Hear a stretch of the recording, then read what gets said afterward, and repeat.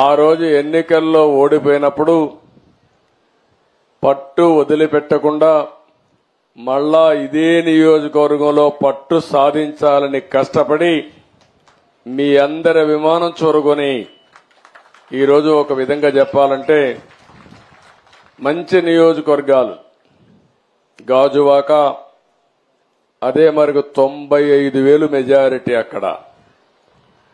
ఇంకొక పక్కన భీమిలి తెలుగుదేశం పార్టీకి ఎప్పుడు కూడా కంచుకోట, అక్కడ 94,000 93,000 మెజారిటీ. మూడో నియోజకవర్గం మంగళగిరి 92,000 మెజారిటీ. నేను ఇక్కడికి వచ్చానంటే తెలుగుదేశం పార్టీని అభిమానించిన మిమ్మల్ని గౌరవించే బాధ్యత మాకుంది. భవిష్యత్తులో కూడా ఒక విషయం మీరందరూ గుర్తుపెట్టుకోవాలి, అందరికీ న్యాయం జరగాలి.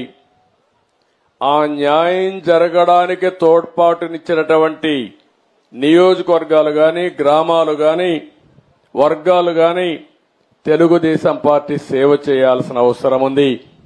అందుకని నా మొట్టమొదటి కార్యక్రమం పెనుమాకలో మంగళగిరిలో పెట్టుకోవడం నాకెంతో ఆనందంగా ఉందని చెప్పి మీ అందరికీ తెలియజేస్తున్నా. మొన్న జరిగిన ఎన్నికలు ఒక హిస్టారికల్ ఎన్నికలు ఇవి. నేను 10 ఎన్నికలు చూశాను. 10 ఎన్నికల్లో ఎప్పుడూ జరగని విజయం. ఒక అసెంబ్లీ ఎన్నికల్లో 95,000 మెజారిటీ, మంగళగిరి లాంటి నియోజకవర్గంలో 91,000 మెజారిటీ. నేను ఒకప్పుడు 60,000-50,000 వస్తేనే కుప్పంలో బ్రహ్మాండంగా వచ్చిందనుకునే పరిస్థితి నుంచి ఇప్పుడు 90,000-95,000 మెజారిటీలు వచ్చేసే పరిస్థితికి వచ్చాయి.